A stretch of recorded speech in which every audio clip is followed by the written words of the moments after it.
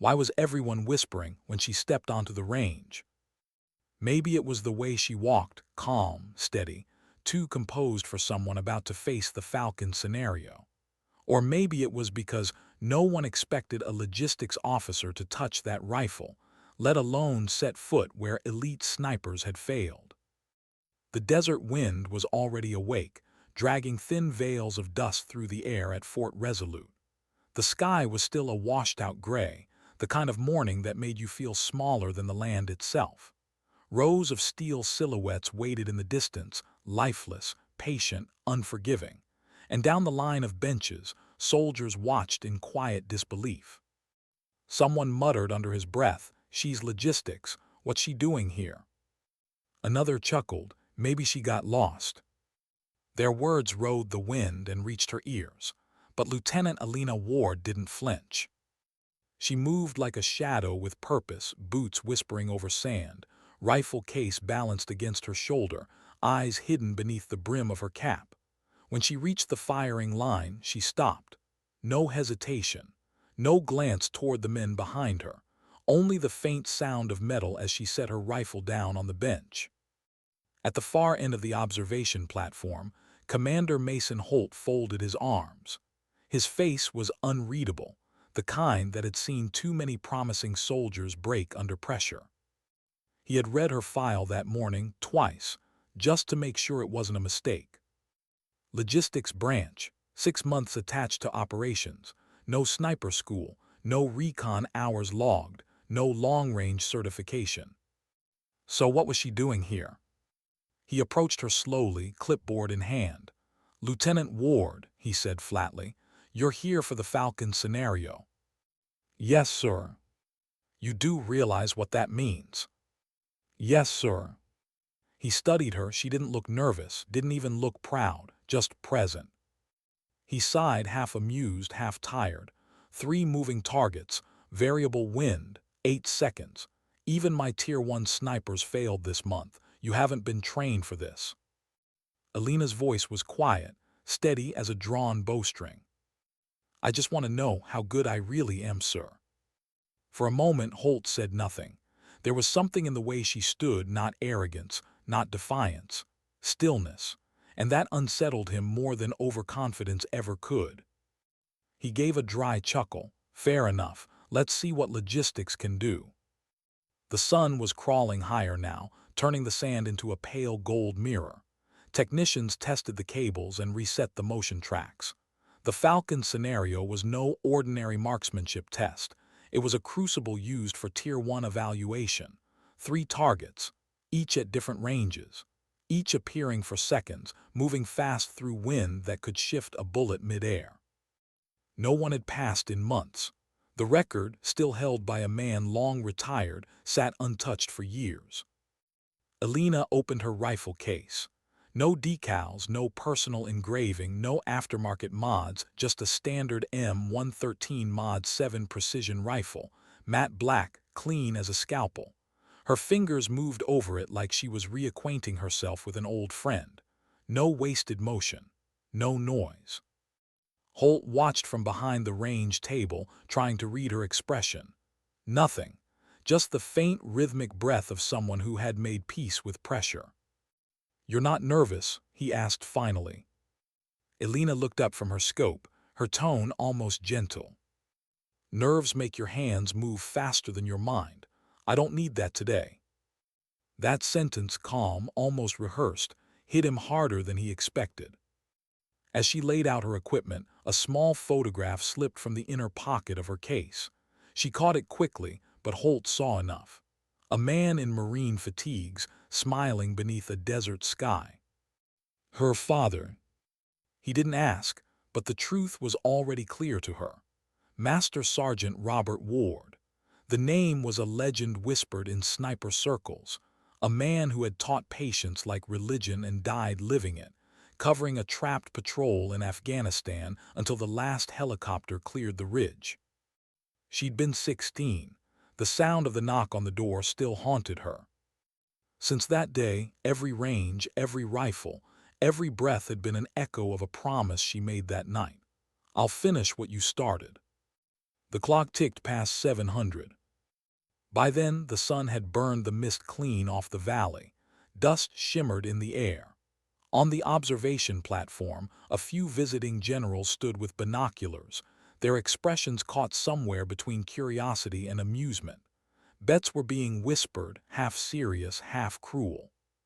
Commander Holt held his stopwatch. Lieutenant Ward, last chance to back out. She clicked the bolt closed. Her eyes, the color of desert stone, stayed fixed on the horizon. "No, sir, I came to finish." The commander hesitated just for a heartbeat. Then he nodded toward the tower. "Scenario Falcon, begin count." The loudspeaker cracked. The range fell into silence except for the wind, that constant, shifting breath of the desert that could turn precision into chaos. "Targets active in 5. The men behind her leaned forward, arms crossed. Holt's thumb hovered over the stopwatch. 3, 2, 1. The loudspeaker barked. "Begin." 3 steel silhouettes burst into motion across the far ridge. The first target tracked left 750 meters. The wind was cross, unpredictable. Her cheek settled against the stock, her breathing stopped mid-exhale. Crack. A thin puff of dust lifted from the plate's center. Direct hit.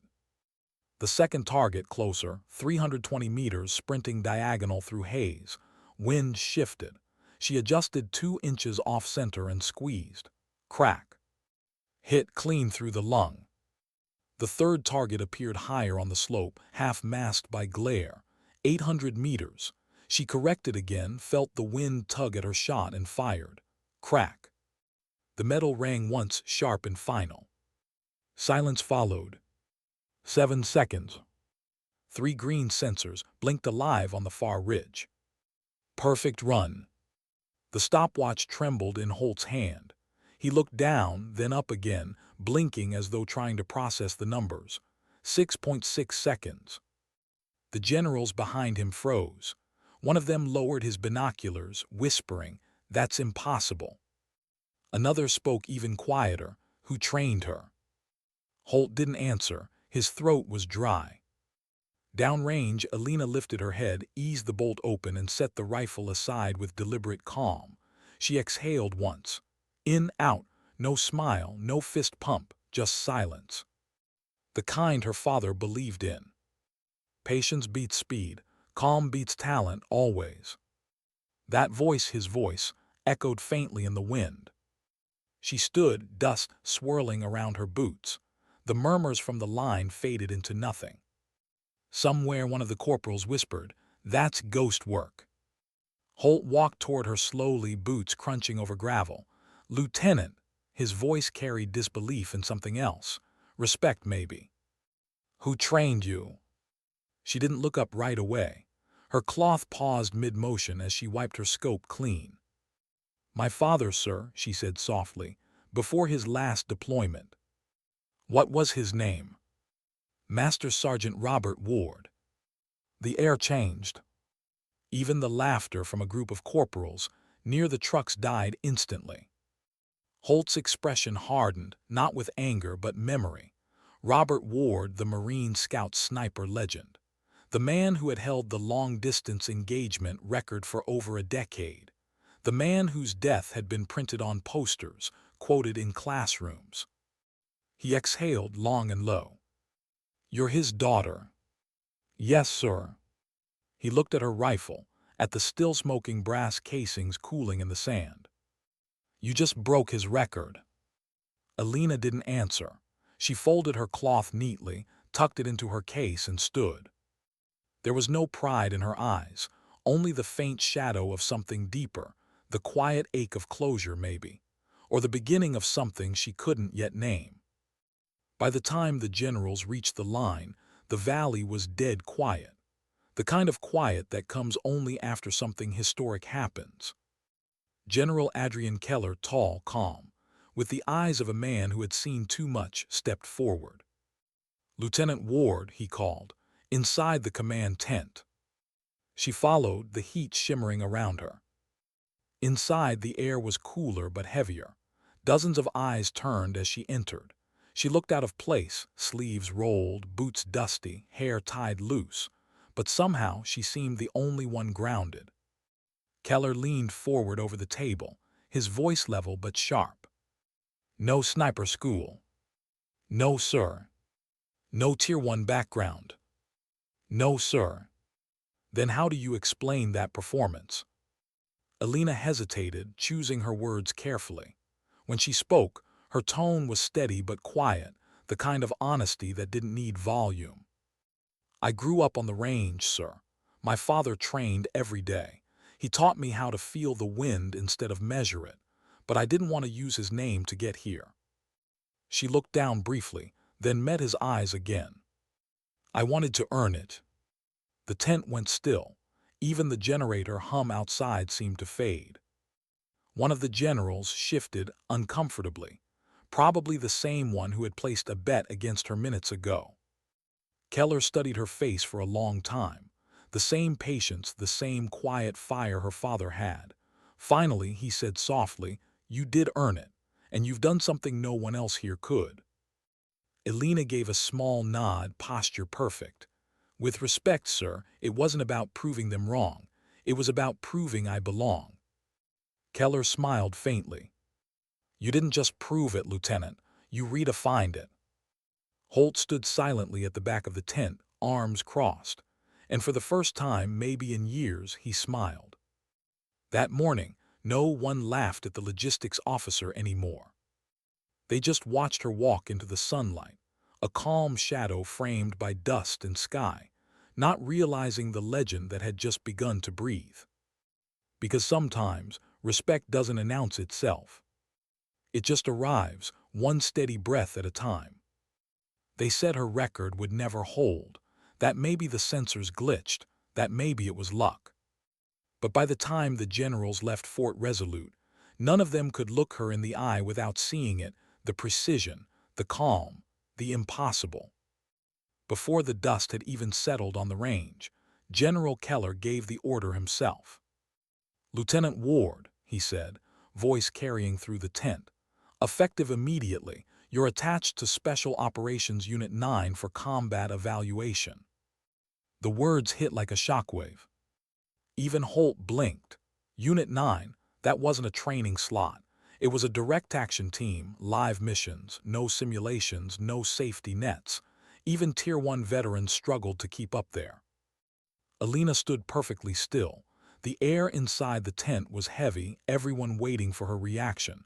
She gave a quiet nod. "Yes, sir."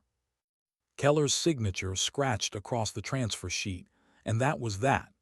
The logistics officer who broke the Falcon record had just been thrown into the deep end. Holt caught her outside the tent. "You know what Unit 9 is, right?" "I've read the reports," she replied. He smirked, half in disbelief, half in admiration. "Reports don't bleed, Lieutenant. Those men live on the edge of impossible. Be ready for that." She didn't smile. "I already am." He studied her for a moment, then raised his hand in a crisp salute. "Well, Ghost Eye, welcome to the deep end." She hesitated. "Ghost Eye." He shrugged. "You'll see." By sunset, the desert base was just a blur in the rearview mirror of the transport Humvee. The wind outside howled against the metal, filling the silence between gears. Alina stared out the window, the last light stretching long across the sand. She thought of her father again, the old lessons he whispered between shots. "Don't chase noise, Lena. Let it come to you. The quiet always tells you more." The ride ended at a compound tucked between dry canyons and blackout fences. Sealed territory, the kind of place without signs or smiles. When the Humvee gates opened, the guards didn't even glance twice. They'd already heard the rumor. By the time she stepped into the hangar, the story had outpaced her. A logistics officer outshot 7 special ops snipers. A woman broke the Falcon record. A ghost on the range. 8 operators turned as she entered.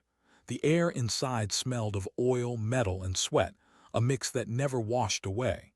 Conversations died instantly. At the center stood Lieutenant Commander Cole Mercer, tall, sharp-jawed. with that unreadable stare of men who have buried too many brothers. He measured people with silence before words.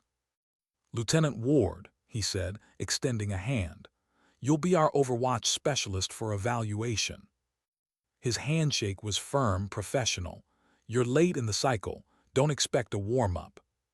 "No, sir." He turned to his team. "Gentlemen, this is the one who broke the Falcon record." A low whistle cut the air. Someone in the back muttered, "Great, another test case." The voice came from Chief Ethan Rohr, the team's point man, built like a wall and twice as immovable. He leaned back on a crate, arms crossed. "Let's hope she lasts a week." A few men chuckled under their breath. Mercer didn't. His eyes flicked to Rohr, sharp as a blade, but he didn't say a word. Instead, he gestured toward two younger operators nearby. "Petty Officers Diaz and McConnell. They'll help you get settled. Gear inspection at 600. Diaz gave a polite nod, quiet, observant. McConnell, younger, offered a small grin. "Don't mind Rohr," he said as they walked past. "He doesn't like anyone until they've saved his life." Elena adjusted her duffel over her shoulder. "Then I guess we'll see which comes first." The next morning began in darkness. By 500, the field lights glowed against a gray horizon. Wind pushed sand through the training yard like dry fog. The drills started hard, crawling through mud, scaling breach walls, mock hostage rescues. No leniency, no breaks. The men moved with the rhythm of veterans, short words, sharp signals. Elena followed, no excuses, no hesitation. Rohr watched her from a distance, expecting her to stumble, but she didn't. She matched their pace, silent, focused. When others cursed the heat, she adjusted her scope. When they shook dust from their optics, she cleaned hers like a surgeon handling glass.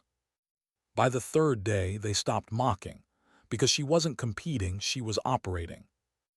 During a live-fire exercise, Mercer watched her from the tower. The scenario was chaos. Moving targets, shifting light, simulated civilians, and combat smoke thick enough to choke on.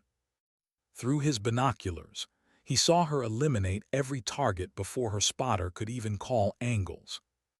The last one, a swinging plate caught mid-motion, dropped dead center. McConnell's voice came through the headset, half in awe, half disbelief. "Sir, she caught it between heartbeats." Mercer didn't reply. He just watched the way she lowered her rifle, calm, deliberate, like none of it surprised her. Later that night in the dim team room, McConnell leaned toward Diaz and whispered, "Ghost Eye. That's what she is."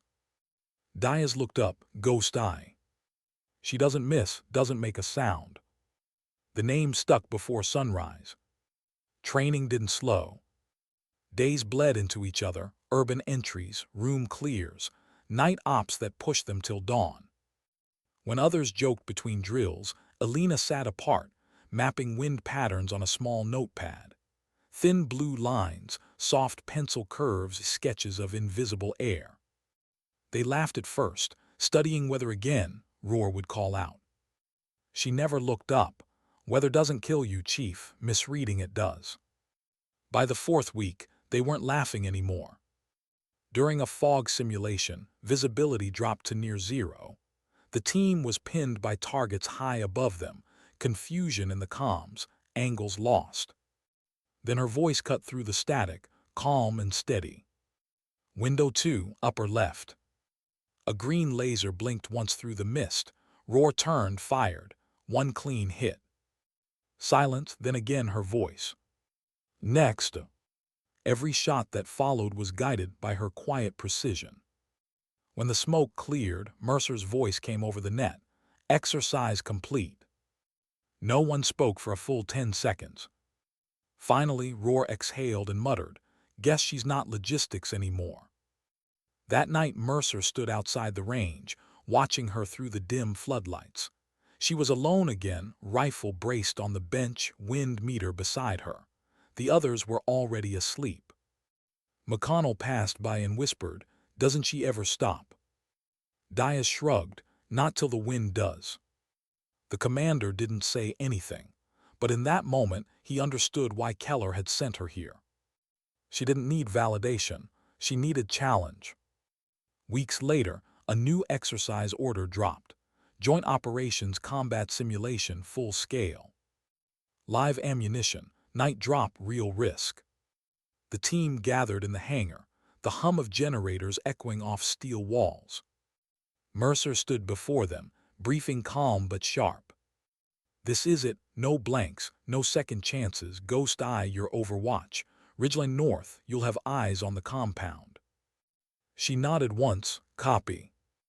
Roar glanced at her from across the room, then offered a rare nod, small but real. For the first time, the room felt united. That night, under a sky cut open by stars, helicopters swept low across the valley. Dust and light exploded in violent rhythm. Unit 9 deployed in silence, boots thudding into sand, formation tight, comms alive. Alina moved separate from the team, a half-mile crawl through jagged terrain toward her ridge. Her rifle hugged close to her chest, her breath syncing with her pulse. Through her night scope, the world shifted to shades of green. The compound below flickered with simulated floodlights and smoke canisters. Mercer's voice crackled in her ear. Ghost Eye, confirm overwatch position. Set, she whispered. 6 tangos, 2 civilians, all visible. Copy, team moving in 30. She waited still, steady, invisible. The faint hum of rotors faded. Then came the command. Execute. The first breach charge flared bright. The team stormed through the southern wall. Gunfire echoed through the dark. 2 on balcony, she called. Crack, crack. Both targets dropped before they could fire. Roof sniper, she added. Crack. A body tumbled from the edge. Entry clear, go. Her voice was calm, surgical, no hesitation, no panic. The mission unfolded with perfect rhythm until the unexpected hit. Ghost Eye, Mercer's voice cut through static. Multiple hostiles approaching North Slope. Confirm. She panned left, 6 figures dark moving fast. Her ridge. They're coming up on my position, she whispered. Command to Ghost Eye, displace immediately. Fall back to secondary. If she moved, the team would lose overwatch. They'd be blind. Negative, she said firmly. Team still in the open. Lieutenant, that's an order. She didn't answer. Instead, she adjusted her scope, steadied her breath. Crack, 1 down. Cracked another. The third ducked behind cover. She waited for the faint flash of his muzzle. Crack, silence. Ghost Eye, they're pulling out, you're exposed, Mercer shouted. Alina slid backward, rifle tight, dirt crawling up her sleeves. Bullets snapped past, hitting rock. She moved low, smooth, heartbeat steady. Halfway down the ridge, she glanced back. The team was already sprinting toward extraction, all accounted for. Only then did she run. Gunfire chased her through the dark, rounds cracking through air, dirt exploding at her heels. Ghost Eye status. Still moving, she replied between breaths. Northwest ravine, 2 minutes to cover. A burst of fire grazed the rock beside her. She rolled, swung her rifle up, fired twice. Crack, crack, both shooters dropped. Then silence. Her breathing steadied, heartbeat slowing again. Mercer's voice returned. Extraction secure, we're counting heads. She smiled faintly, unseen. All yours, sir. The helicopter lights flared across the ridge as the team loaded up. Roar looked up from his seat, face streaked with dust and sweat. You stayed up there through that. Alina wiped her cheek, calm as ever. Had to keep the angle. Mercer shook his head, half in disbelief, half in awe. That was either the bravest or dumbest thing I've seen in 15 years. She met his eyes. The team was still in the open. He stared for a moment, then nodded. And now they're not. As the chopper lifted into the night, the valley below glowed faintly with smoke and silence. No cheers, no applause, just quiet respect. Roar finally spoke, voice softer than anyone expected. Guess Ghost Eye doesn't miss after all. Why didn't she feel anything? The chopper cut through the desert night, its blades carving rhythm into the dark. The others were talking, low voices, rough laughter, that strange mix of relief and disbelief that comes after surviving something close to chaos. But Lieutenant Alina Ward sat near the open ramp, helmet in her lap, eyes fixed on the valley shrinking below. She could still see it, the ridge where she'd made her stand, the pale glint of shell casings scattered in the sand. For most soldiers, that sight would burn with pride. For her, it burned quiet. Because somewhere in the calm after the storm, she realized what her father had meant. You don't conquer the wind. You learn to live inside it. The flight back to base was 37 minutes long. She didn't speak once. The debrief room smelled of dust and gun oil, the scent every operator knew as the aftertaste of survival. Folding chairs, flickering projector, tired eyes. General Keller stood at the front, hands behind his back. He didn't raise his voice. He didn't need to. "Let's hear it," he said. Lieutenant Commander Mercer stepped forward, voice clipped but proud. 9 confirmed threats, 0 friendly hits, full extraction under counterfire. Ghost Eye's overwatch kept the team intact. Without her, we'd have lost half the element. Silence. Keller's gaze swept the room, landing finally on Alina. Roar spoke up before anyone else could. His tone had changed, low, honest. She ignored fear, not orders. There's a difference. We all felt that ridge closing in, but she stayed. She covered us when she didn't have to. A few slow nods followed. Even Diaz, who rarely spoke, added, "Best overwatch I've seen in 12 years, sir." Keller turned fully toward her. His expression was steady, but the weight behind it carried meaning. "Lieutenant Ward, you've proven Tier 1 readiness. Effective immediately, you are appointed Sniper Commander with Special Operations Unit 9. The words fell heavy. She rose automatically, salute crisp. "Yes, sir." Keller extended a hand not as a superior but as a soldier. "Welcome to the top, Ghost Eye. You've earned it." For a heartbeat her fingers trembled. Then she steadied them, grip firm. When Keller left, the room exhaled. Roar leaned back, shaking his head. "Didn't think I'd see the day." Mercer glanced at her. "Told you, the deep end separates noise from skill." She gave a faint nod. "Yes, sir." That night the base slept, but not her. She sat alone in the hangar long after lights out, the echo of footsteps gone. Her rifle lay across her knees, bolt open, chamber gleaming silver beneath the work light. Outside, wind moved through the valley again, the same whisper that had been there on her first morning at Fort Resolute. It sounded almost like her father's voice. "You earned calm the hard way, Lena. Don't waste it proving it exists." She looked down at the weapon, the precision, the control, and realized something uncomfortable. Mastery isolates. The more perfect you become, the fewer people understand what it costs. By dawn, new orders arrived. Real missions this time. No simulation, no blank fire. Operation Steadfast. Reconnaissance and long-range overwatch for a convoy relief route near hostile terrain.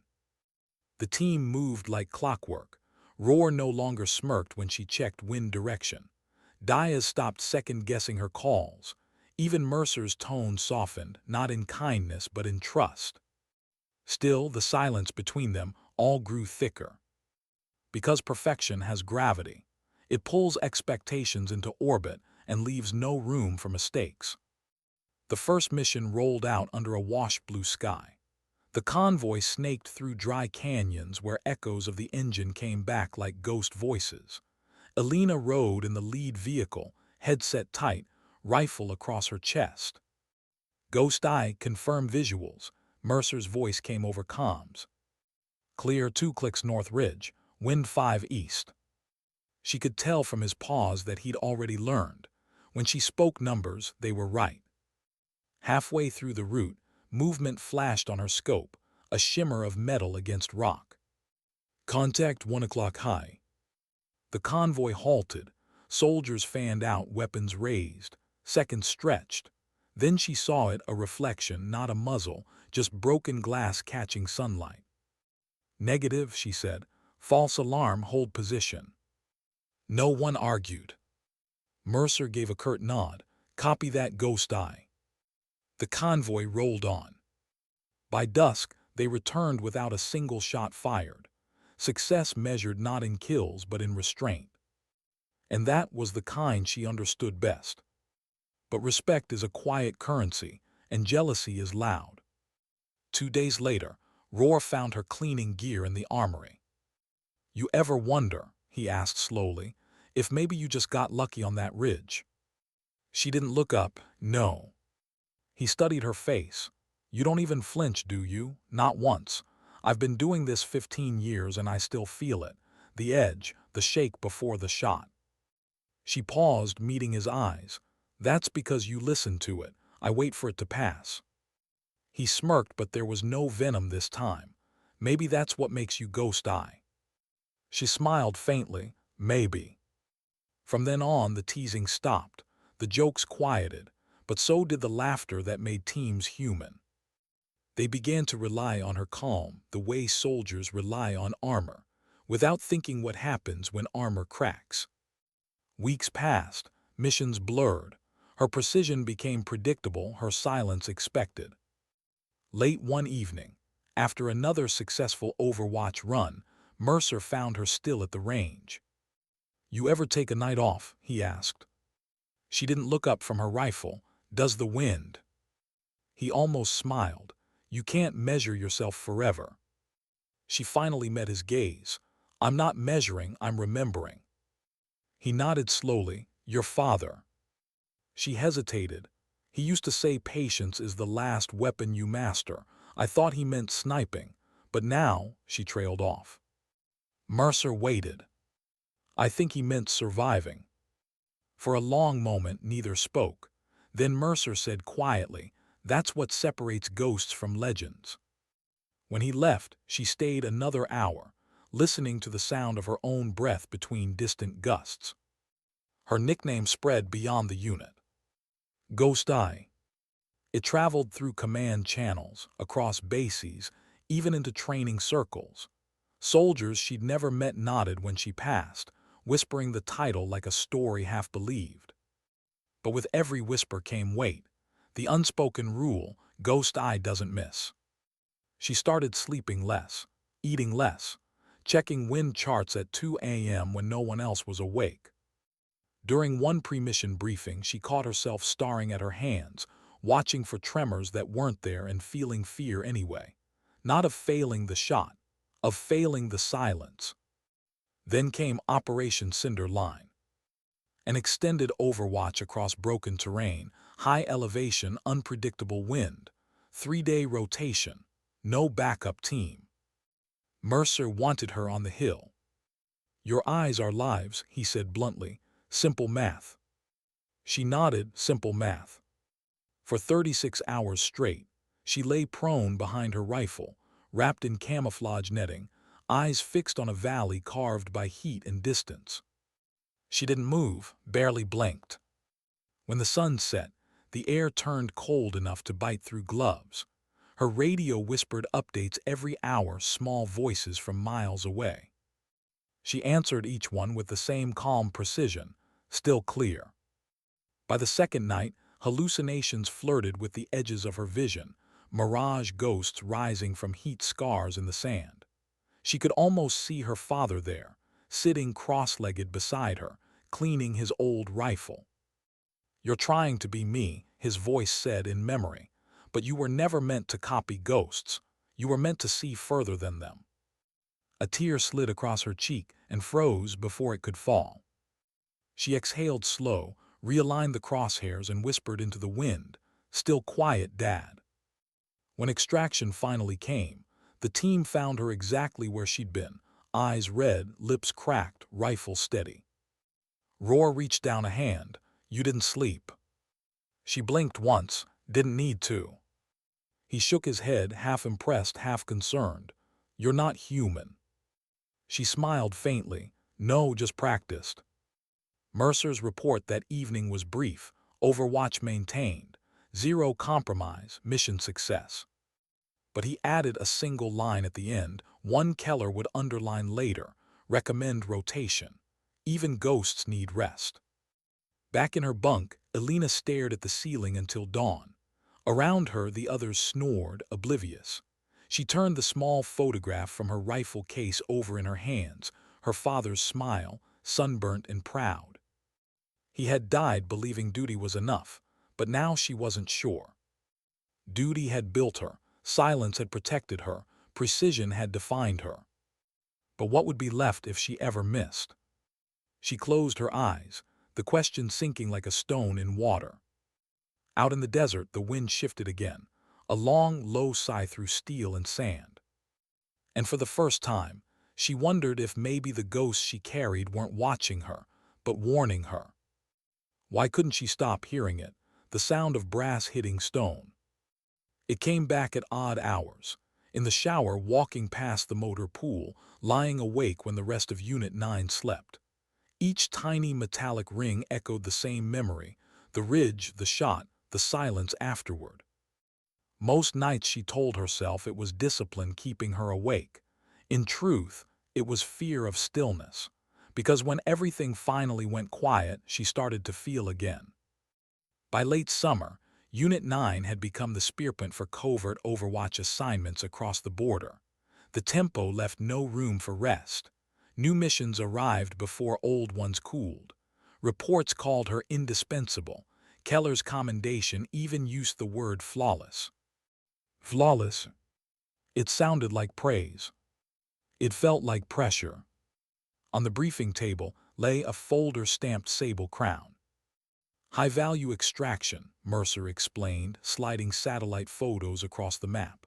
Embedded diplomat, dense urban grid, Overwatch from the Western Tower, Ghost Eye, your command eyes again. She traced the lines with a gloved finger. Too many alleys, too many blind angles. What's our evac window? 7 minutes once we breach. Wind pattern. Roar answered before Mercer could. City air currents, thermal clutter. Good luck reading that, Lieutenant. She met his smirk with a calm stare. Luck isn't part of the calculation. Mercer cut in. Enough, wheels up at 2100. He didn't have to say it, but everyone knew. If Ghost Eye called it wrong this time, the team would be buried under concrete. The city was a labyrinth of concrete and shadow when they dropped. Rain slicked every surface. Neon signs flickered like wounded stars. Elena climbed 12 flights alone, each step echoing through her headset. At the top, the wind howled between half-built walls. She lay prone beside broken rebar, scope steady, breath measured. Down below, the team ghosted through alleys toward the safe house. Ghost Eye in position, she whispered. Visual on target zone, wind 5-9 variable. Copy, Mercer replied, team moving. Through the glass of her optics, the world narrowed to lines and motion, angles, distances, probabilities. Then something shifted. Heat distortion wavered in the alley, wrong pattern, too sharp. Mercer freeze, infrared anomaly, east wall. The team halted instantly. A second later, the wall erupted, tripwire charge, overpressure blast. Dust rolled through the street like smoke. Trap neutralized, Mercer coughed. Good catch. Elena's pulse spiked once, then steadied. She could almost hear her father's voice. Don't chase pride, chase clarity. The extraction moved on. 2 rooftops away, she caught movement again, sniper silhouette backlit by lightning. Rooftop 3, counter-sniper, she called. Range. 800, crosswind 14. Take it. She adjusted 2 clicks right, half-breath pause, squeeze. Crack. The figure collapsed into darkness. Silence returned, brief, deceptive. Then chaos flared again, closer this time. Contact South Alley. Through the scope she saw muzzle flashes bloom beneath the rain. She shifted, fired twice, clean, then froze. One body that fell wasn't holding a rifle. Civilian. Her throat tightened. She blinked, refocused, scanned again. The angle, the movement, it had looked armed. It always looked armed. Ghost eye, confirm hit, Mercer demanded. She hesitated a beat too long. Neutralize threat, she answered, voice even, but the words felt heavy. When the dust settled and the diplomat was secured, nobody cheered. They were too soaked, too wired. The helo lifted through the rain, rotors slicing the clouds. Alina sat rigid, eyes fixed on nothing. She could still see that fallen shape. The brain records what pride tries to erase. Roar leaned over the seat. You saved our asses again. Whatever you saw down there, it wasn't your fault. She didn't reply. He meant it kindly, but kindness couldn't reach where guilt hid. The debrief was quick. Mercer listed outcomes. 7 hostiles down, asset recovered, minimal collateral. Keller nodded approval. Exceptional work, all of you. He looked at Alina last. Ghost eye, you caught a trap no sensor detected. That's why you're here. She saluted. Yes, sir. The meeting ended. Paperwork rustled. Chairs scraped. Nobody noticed she lingered behind. When the room emptied, she opened the report file again and stared at the line collateral, 1 civilian undetermined. Her own handwriting filled the blank after it, responsibility pending. That night she returned to the tower. Same rifle, same rain. The city below was quiet now, washed clean of what happened. She aimed at empty streets, whispering calculations she didn't need. Angles, distances, wind drift, all perfect, all pointless. You can't fix a bullet once it leaves, her father's voice reminded her. I know, she whispered back, but maybe I can aim smaller next time. Lightning flashed, and for an instant she saw his reflection in the glass of the scope, ghostly, approving, fatting. Days later the unit gathered for another assignment. Routine, they called it. For Alina, nothing was routine anymore. Mercer noticed first, the micro-hesitation before each call, the slight tremor in the breath she always controlled. He didn't mention it. Leaders protect their own ghosts. But on the 3rd mission after Sable Crown, it almost cost them. They were running Overwatch on a mountain convoy. Thin air, freezing wind, sky white with glare. Visibility barely 100 meters. Ghost eye, we're blind in Sector 4, Mercer radioed. Need eyes. She adjusted scope focus, blur, glare, snow. A figure moved on the ridge, but distance shimmered, light tricked the outline. She hesitated again. Take the shot, Roar urged. She didn't. Then the figure lifted an RPG. She fired too late. The rocket streaked, hit the lead transport. Fire bloomed against the ice. Screams filled the comms. Smoke swallowed the sky. Her chest locked. For the first time since Fort Resolute, her hands shook. Mercer's voice cut through the static. Status. She forced words out. Hostile neutralized, 1 vehicle down. Casualties. Roar answered grimly, 2 wounded. The line went silent. Back at base, Keller's tone was controlled but sharp. Delay in engagement. Mercer tried to deflect. Visibility compromised. Keller looked directly at her, ghost eye. She met his gaze, voice steady but hollow. I misread the glare. He studied her, then learned from it. You've built a standard no one else can reach. Don't let it collapse. Outside, the corridor lights buzzed faintly. She stood there long after the others left, helmet tucked under her arm, replaying the moment frame by frame. The pause, the doubt, the fire. Roar found her later on the range. He didn't say anything at first, just sat beside her, both of them watching the targets shimmer in the heat haze. Remember when I said you weren't human, he murmured. She nodded. I was wrong. You just hide it better than the rest of us. She exhaled, slow. Maybe hiding isn't the same as holding. He smiled faintly. Maybe not, but it keeps us breathing. For a while they sat in silence, the kind that doesn't need fixing. Weeks passed. She trained harder, shot longer, slept less. The shake disappeared, but so did something else, ease. Every breath felt calculated, every word measured. She had become the legend they named her for, and legends don't get to be tired. One evening, Mercer called her to his office. "Command wants you to instruct next quarter's candidates," he said. "Temporary rotation." She frowned. "Teach. You've earned the right. Besides, might remind you what normal looks like." "Normal," she repeated, almost smiling. "I don't think I remember the definition." Mercer's tone softened. "Then start there." Fort Resolute looked smaller when she returned. The same wind, the same sand, but she was different, sharper at the edges, heavier inside. Recruits whispered when she passed, "That's Ghost Eye." She ignored it. Fame was just another noise to tune out. During her first lecture, she said only one thing. Precision isn't about hitting the target. It's about refusing to flinch before you do.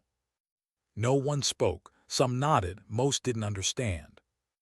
After class, she stayed behind, tracing her father's photo with a thumb. "You were right," she whispered. "Calm beats talent, but calm breaks too." Outside, the range bell echoed across the valley, the same sound that once crowned her. Now it sounded more like memory than victory. She closed the case on her rifle, watching dust swirl through the sunlight like drifting smoke. Maybe ghosts don't haunt battlefields. Maybe they haunt peace.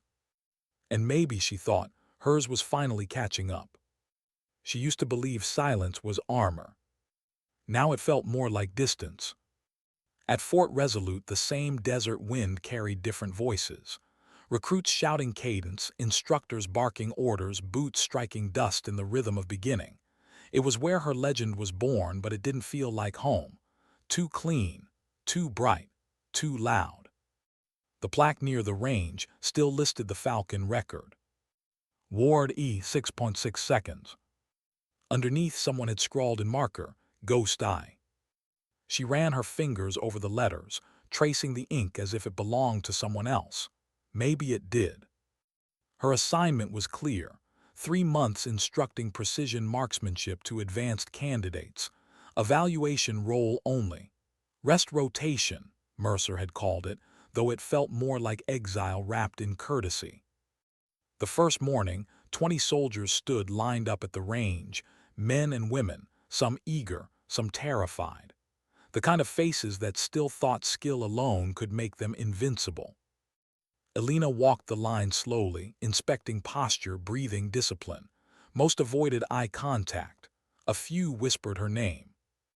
When she finally spoke, her voice was calm, deliberate, and low enough to make them lean in. "Out here, speed doesn't matter. Noise doesn't matter. What matters is what happens between your heartbeats. That's where the shot lives." A few nodded as if they understood.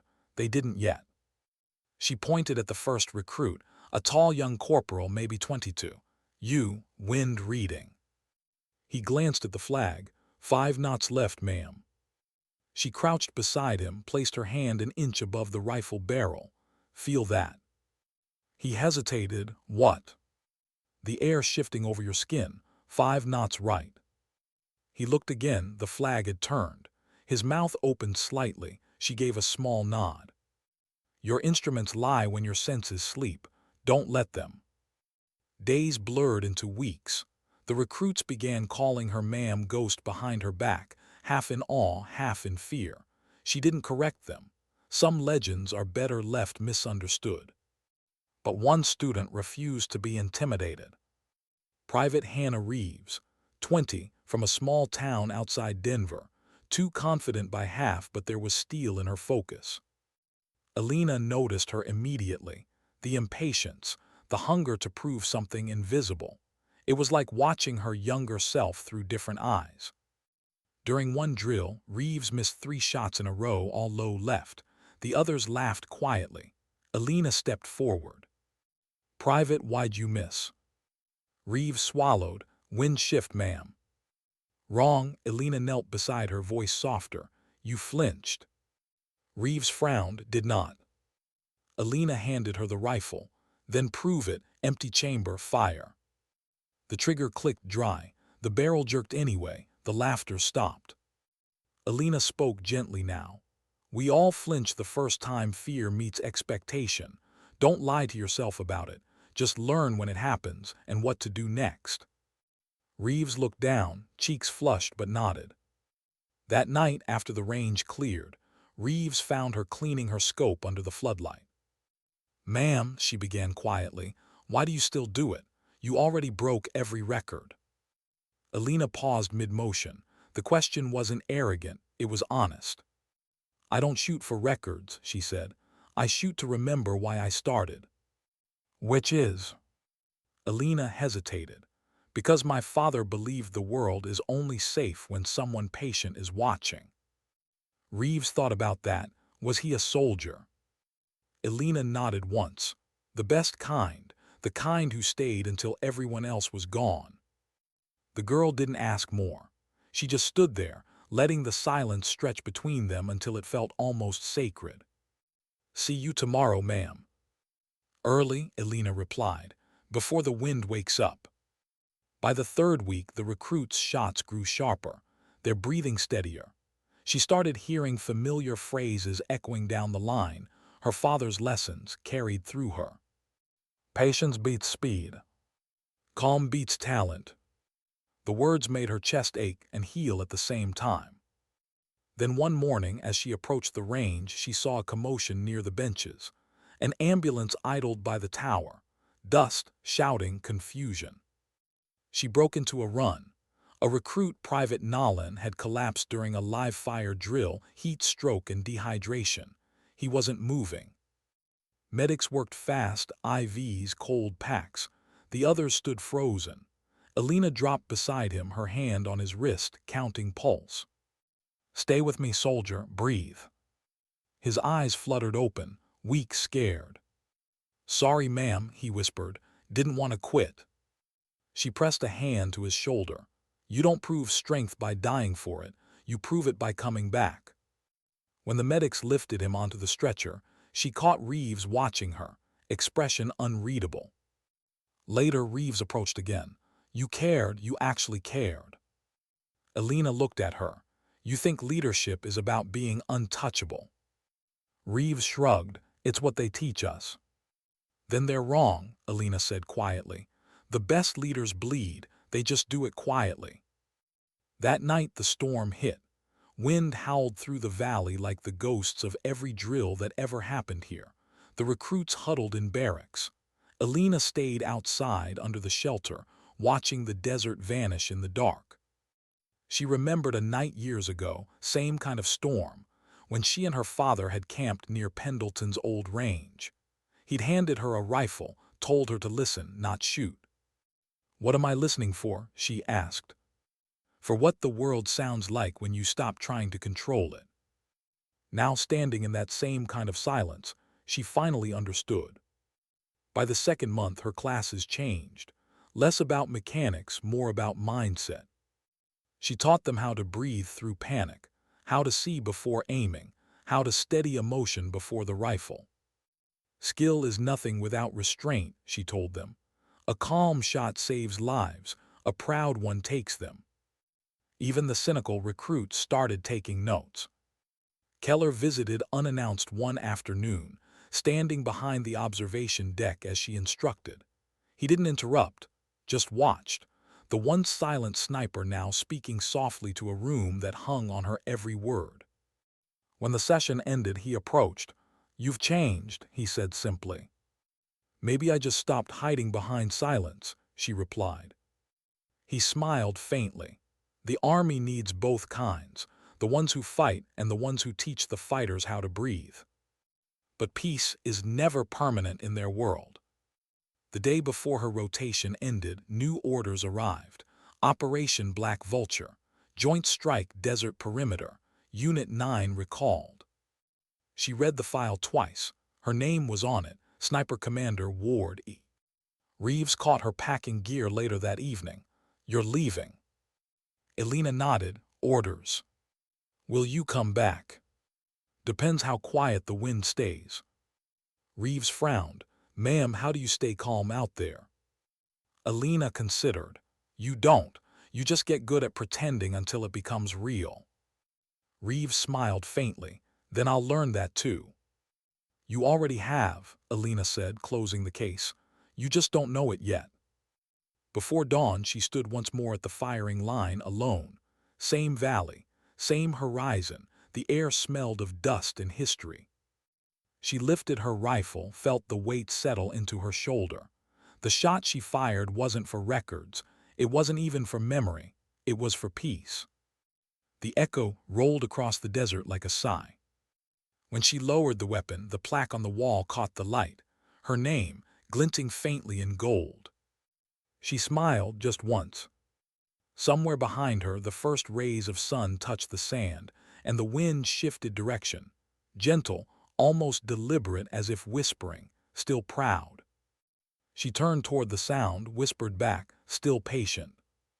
Then she walked away from the range, not as a ghost this time, but as a teacher who'd finally remembered she was human. Why did the desert always look calm before hell broke loose? The sun hovered over the horizon, pale and distant, as if reluctant to witness what was coming. The air shimmered above the ridgelines, that same endless sea of heat and silence. Lieutenant Alina Ward sat inside the transport helicopter, helmet cradled between her knees, eyes half closed. Around her, Unit 9 prepared in silence. It had been 6 months since she'd left them, 6 months since she'd taught others how to breathe through fear. Now she was back, and the air felt heavier than it used to. Operation Black Vulture was no exercise, it was real. A cross-border strike against a fortified compound, suspected of harboring high-value insurgent coordinators. No civilians, no negotiation, no room for error. The kind of mission that never made the news, but decided the headlines of the future. Ghost Eye, Mercer's voice broke the hum of the rotor. We're 20 minutes out, you good? She looked up, always. Roar smirked across the aisle. You always say that, you ever not good. She adjusted her gloves. When I stop saying it, that's when you worry. The team chuckled quietly. Even laughter sounded different in the back of a chopper, short, nervous, human. She caught Mercer watching her.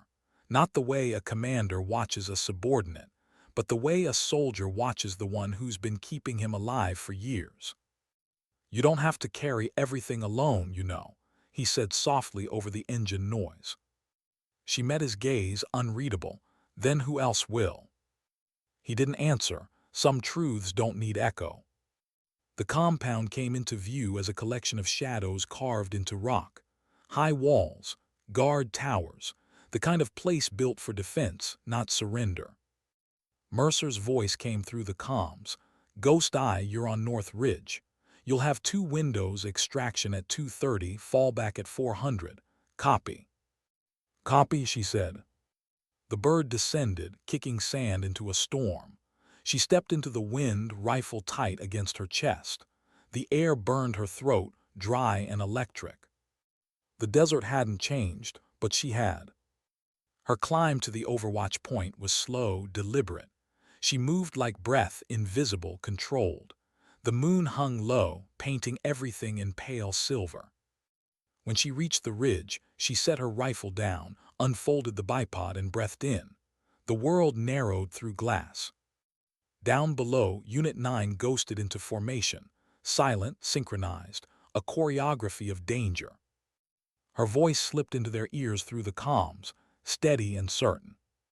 Ghost Eye in position. Wind 5 east, mirage low, you're clear to move. Copy, Ghost Eye, Mercer replied. Showtime. The first breach hit like thunder. Muzzle flashes lit the compound courtyard. Echoes rippled across stone. Through her scope, Alina tracked every movement, every target, every flicker of heat behind walls. 2 on balcony, she whispered. Crack, crack, both dropped. North gate, truck inbound. Crack, tire burst, the vehicle spun out. Roof, RPG, 1 o'clock, crack. Each shot was clean, precise, silent thunder in the distance. Then a flash. Her scope caught it, a muzzle flare from the far ridge, higher than her own. Counter-sniper. Contact High East Ridge, she called. Copy, Mercer replied. Can you get him?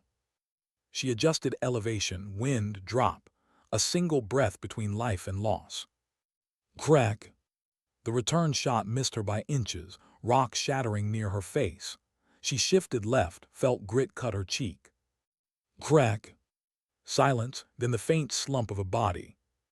Counter-sniper neutralized, she said. But her voice was different now, tighter, lower. Mercer's voice came again. Ghost Eye, we're inside. Package located, moving to extraction. Copy, you've got 8 hostiles closing from the south wall. Confirm. She zoomed in. Confirm, advise reroute through west corridor. Understood, adjusting. Seconds stretched. Sweat traced the line of her jaw beneath her helmet. She could feel it, the pattern shifting, something wrong in the flow. She glanced at her tablet feed. The aerial drone feed had cut out. No visuals beyond her scope. Command, this is Ghost Eye. Drone down, I'm losing top coverage. Static. She tried again. Command, respond. Nothing. She switched channels. Mercer, comms interference, you're dark on my screen. Still silence. She tried a different frequency. Ghost Eye to team, anyone copy. Only static answered. She looked back through the scope. Movement everywhere now, figures in shadows, fast, coordinated. Not scattered hostiles, a trained force. Her stomach dropped. Mercer, this isn't intel-level resistance. You're compromised. No response. Then a single burst of gunfire over the radio, close, too close. Her pulse spiked. Mercer, respond. Finally his voice ragged. We're hit. Ambush, multiple hostiles, heavy fire, Ghost Eye, we're pinned.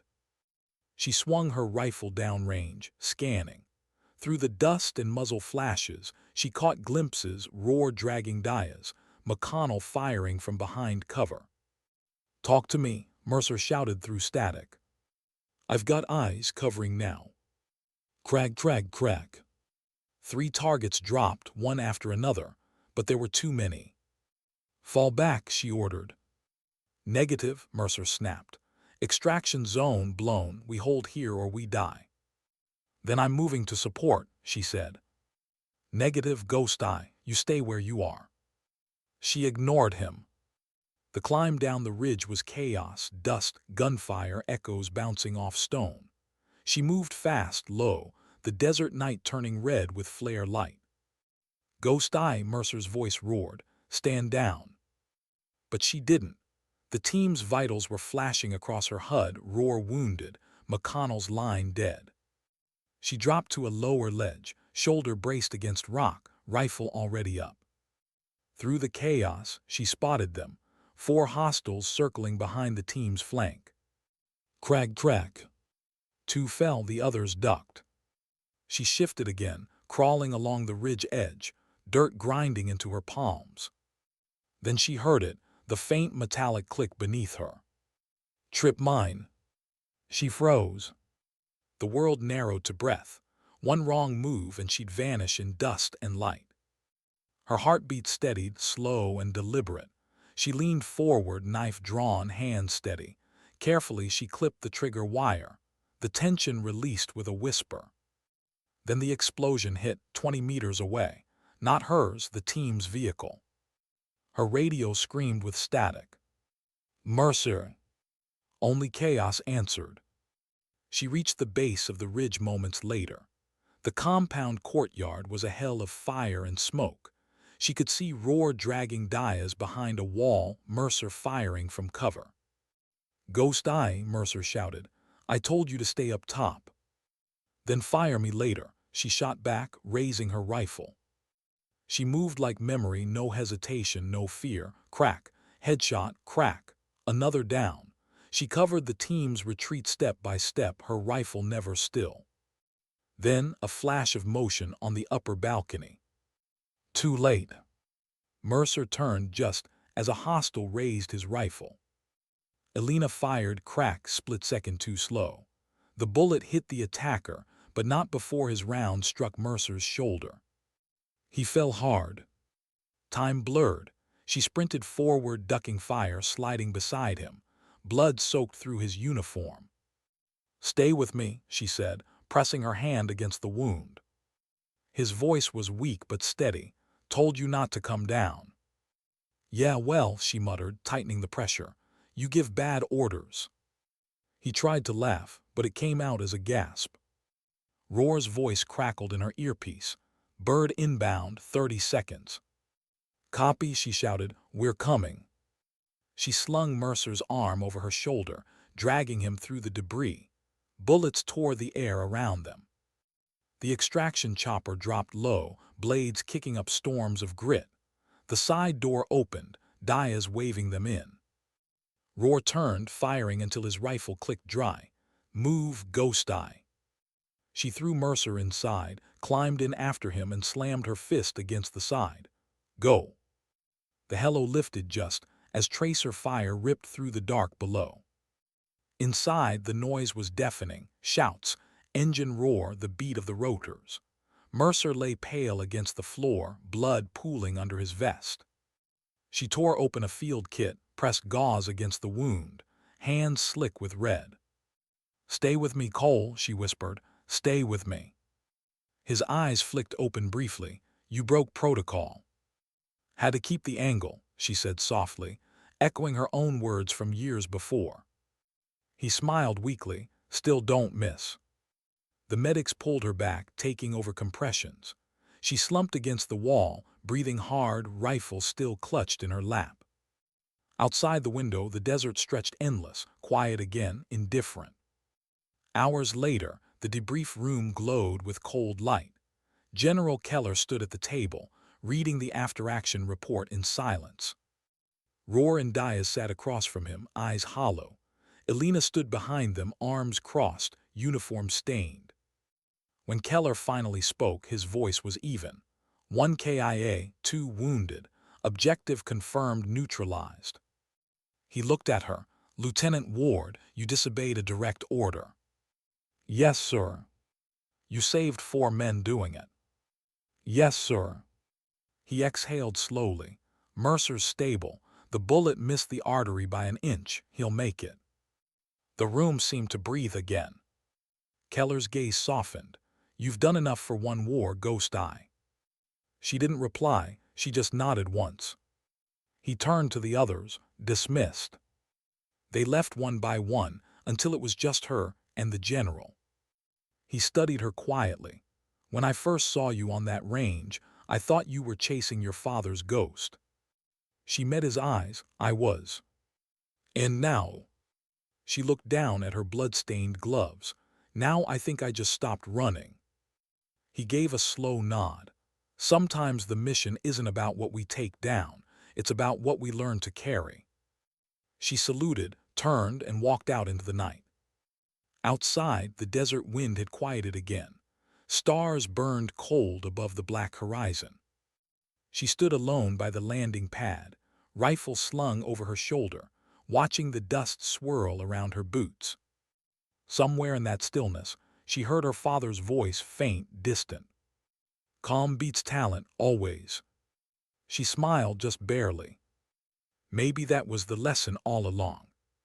Not that ghosts haunt the living, but that some of them finally learn to rest. The hospital lights never dimmed. They burned white and steady, the kind of light that makes everything look cleaner than it feels. Elena stood outside the ICU window, her reflection layered over the man inside, Cole Mercer, half covered in gauze, his arm suspended in a sling, monitors pulsing a rhythm that almost matched her heartbeat. He was alive, that should have been enough. But ghosts never leave when the mission ends. Roar's voice broke the silence behind her. "You can stop packing, Lieutenant. He's breathing." She turned. He was leaning against the wall, arms folded, eyes tired but soft. "I don't pace," she said quietly. He smirked. "Right, you just wear grooves in the floor." For a moment, neither spoke. The hum of machines filled the space between them. Then Roar's expression shifted. "You saved his life, Ghost Eye. Hell, you saved all of us." She looked back through the glass. He's the one who gave the order. Yeah, Roar said, and you're the one who ignored it. Good thing, too. Alina's lips curved into a faint smile that didn't quite reach her eyes. Maybe, or maybe I just got lucky again. Lucky doesn't shoot through a sandstorm, Roar said. You did what needed doing, you always do. He started to walk away, then paused. You know you don't have to stay here every night, the rest of us. She cut him off gently. The rest of you sleep better than I do. He nodded, understanding more than he admitted. Yeah, maybe. Days bled together like the slow fade of color from a photo. Mercer's recovery was steady but rough. Physical therapy, pain management, endless evaluations. Every time Alina visited, he pretended he didn't notice her standing guard by the window. Until one afternoon, he finally spoke. You ever gonna come inside? She hesitated in the doorway, didn't want to interrupt your peace. He laughed softly. Peace, this place sounds like a generator farm. She stepped closer, arms crossed. You're healing, that's all that matters. Not to you, he said. You haven't stopped blaming yourself. Her eyes flicked away. Command says I saved the team. And you think they're wrong. She didn't answer. Mercer sighed, shifting upright with effort. You think perfection means nobody bleeds. It doesn't. It just means we get to choose who doesn't. She looked at him, the same man who'd once told her to stop carrying everything alone. He smiled faintly. Next time, follow the damn order. Her mouth twitched into something almost like a grin. Next time, give a better one. When Mercer was released 2 weeks later, the team met him on the tarmac. The air was sharp with jet fuel and early dawn. Roar, Diaz, McConnell, all in line, all quiet. He looked thinner, slower, but alive. Thought you retire after that, Roar said. Mercer gave a half smile. Retirement for the ones who stopped mattering. He turned to Alina. And you? I'm reassigned, she said. Command wants me in training operations full-time. Training, he asked. You good with that? She nodded once. Better than pretending I'm still bulletproof. He studied her for a long moment, then offered his hand. Guess you finally learned there's more to calm than silence. She took his hand, firm but gentle. Guess you finally learned not to underestimate logistics. Roar laughed. Yeah, she still got it. For a moment, just a moment, they felt whole again. The next months at Fort Resolute passed in fragments. The war continued elsewhere, invisible, distant. But for Alina, life slowed into something almost ordinary. She trained new Overwatch recruits, reviewed after-action footage, refined procedures. But at night, she still found herself walking the empty range, tracing old ghosts, listening for a voice that might never come again. The Falcon plaque still hung by the observation deck. Dust gathered along its edges. Her name shone faintly beneath the floodlights. Sometimes she thought about removing it. Other times, she thought about what her father would say if he saw it there. One evening, she found Reeves waiting near the benches. The younger woman wore a fresh instructor's patch and that same mix of defiance and admiration she'd had months ago.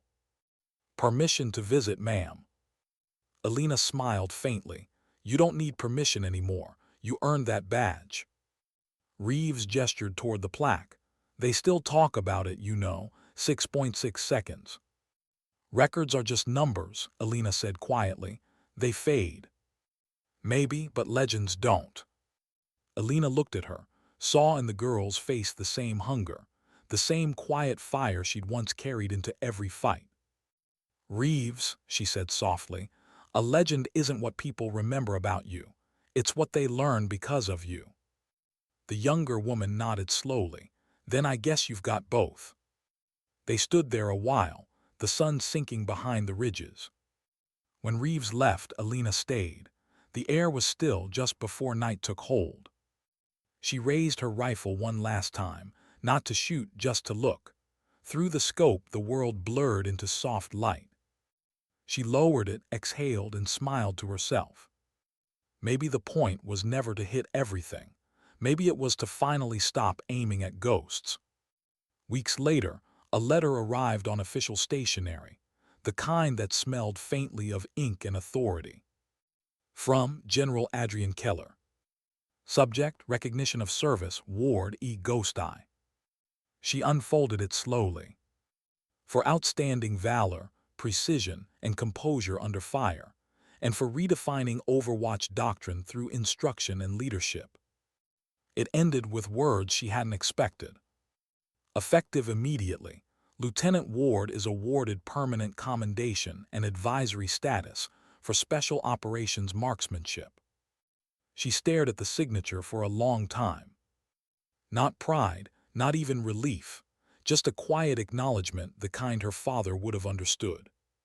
Later that night, she visited the memorial wall near the range.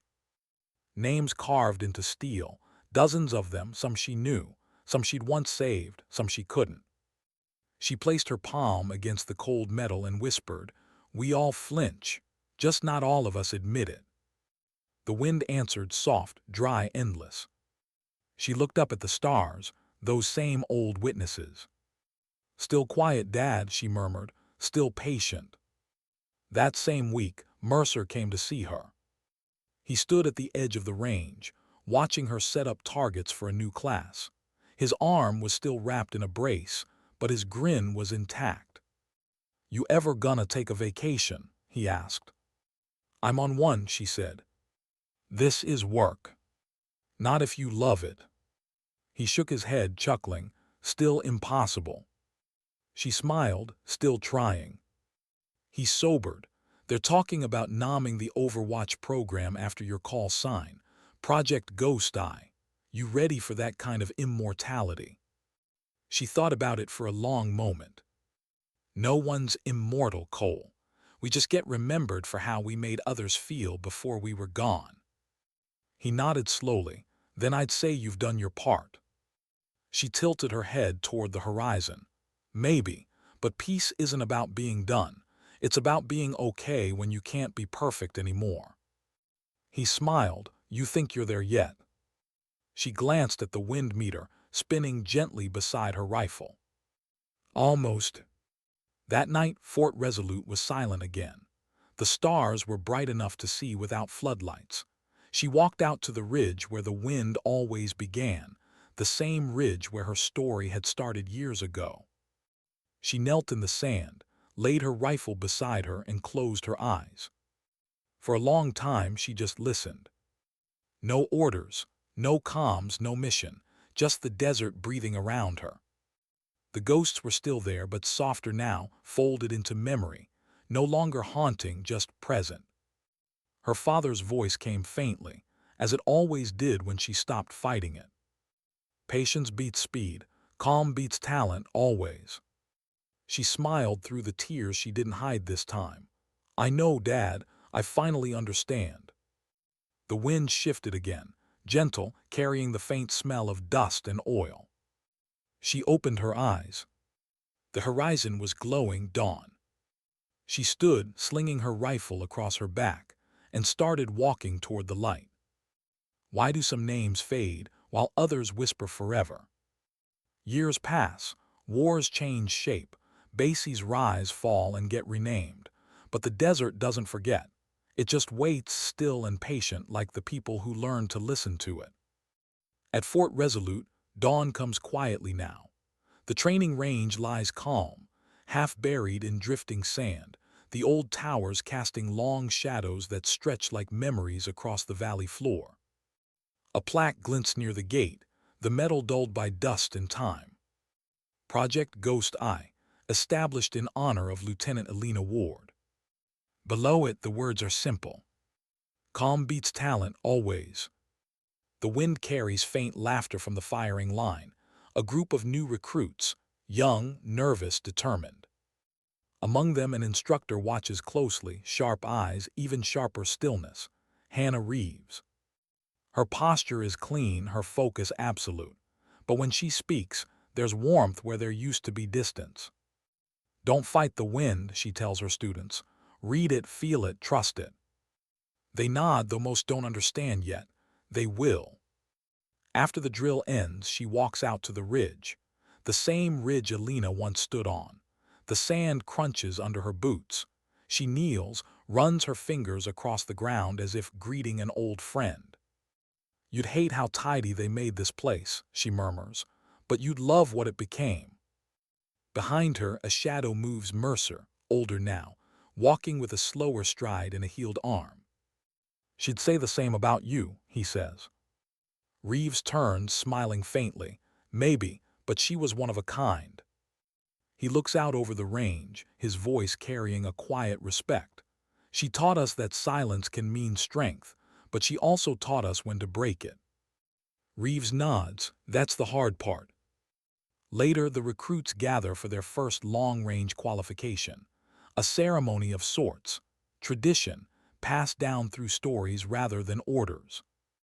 Reeves stands before them, the desert wind lifting her hair. "Do you know why this program exists?" she asks. One recruit answers, "To train Overwatch units, ma'am." She shakes her head. "No, it exists because one soldier refused to believe logistics meant weakness, because she understood that precision isn't about ego, it's about empathy." The group listens, silent, curious. "She broke a record once, the Falcon record, but that wasn't her real victory. Her real victory was making us believe that calm can be courage." Reeves lifts her chin toward the ridge. "That's where she stood. That's where she became Ghost Eye." The recruits follow her gaze. A hush settles, the kind of hush that isn't empty, just full of memory. That night, after the recruits are gone, Reeves stays behind. The stars burn bright, cold pinpricks over the desert. She sits at the edge of the range, her rifle across her lap, and reads from an old, creased notebook, Alina's handwriting still sharp and deliberate. "To see clearly, you must stop trying to win. To shoot clearly, you must stop trying to impress. The best marksmanship is kindness disguised as control." Reeves closes the book, pressing her thumb against the ink as if to anchor it in the present. "You were right," she whispers. "It's not about hitting everything, it's about hitting what matters." The wind picks up, slow, rhythmic, carrying sand and silence together like a song. Miles away, in a small town nestled beneath mountains, another quiet monument stands, unmarked, tucked behind a local library. A single bench, carved from old wood facing west. Etched along its back, "Alina Ward, she watched so others could rest." No rank, no medals, just truth. Sometimes, veterans stop there, sit in silence, stare at the horizon until the sun drops behind it. And sometimes, if the air is still, they swear they can hear her voice. Not loud, not commanding, just calm. "Steady now, between your heartbeats, that's where the shot lives." Mercer visits the bench once a year, always at dusk, always alone. This time, he carries a folded envelope. He sets it on the bench, beside a single bullet casing polished to a mirror shine. "She'd laugh at me for being sentimental," he mutters. Then he sits. The silence wraps around him like an old uniform. "Hey, Ghost," he says softly, "they still talk about you. The new ones, the kids, they try to beat your record. Some come close, none quite make it." He smiles faintly. "Maybe that's how it should be." He looks toward the horizon. "You know, I think I finally understand what you meant about control. It's not about shooting cleaner. It's about breathing through the chaos. You taught us that." The wind answers with a whisper, just enough to stir the sand at his feet. He nods. "Yeah, thought so." Back at Fort Resolute, Reeves locks up the range for the night. Before turning off the lights, she glances once more at the wall where the plaque hangs. Her reflection merges with Alina's engraved name. "Thank you," she whispers. She shuts the lights. The darkness folds over everything like a promise kept. Outside, the moon rises, tracing silver lines along the range, the same lines where Ghost Eye once crawled through dust, wind, and fire. Somewhere in that quiet, there's still the faint echo of a rifle bolt sliding home. A calm breath, a heartbeat, a shot that never misses. In another life, another dawn, Elena Ward walks again. Barefoot, no rifle, no uniform, just a woman in a field of golden light. No noise, no burden, no mission clock ticking down. She stops, closes her eyes, and listens. Her father's voice clear now. You finally found it. She smiles, patience. He answers, peace. And for once she believes him. Time doesn't erase stories like hers. It just buries them under other names until someone new unearths them, not through glory, but through grace. Because Ghost Eye was never about a sniper, or a record, or even a war. It was about a woman who refused to measure worth in noise. About a soldier who taught the world that the strongest line in a battlefield isn't the one drawn by fire, it's the one drawn by restraint. Her legend isn't written in history books. It's written in every soldier who breathes before they pull the trigger. Every recruit who pauses long enough to feel the wind. Every quiet act that saves without applause. The wind drifts over the desert once more, the kind of wind that knows things, that remembers. And if you listen closely between the gusts, you might still hear her voice, steady, human, certain. Don't aim to be loud, aim to be true. The camera pulls back, a wide cinematic shot of the valley, the range, and the endless horizon. The sound fades to heartbeats, then silence. Over that silence, a single line appears, the final echo of her story. Sometimes dignity doesn't speak, it simply acts.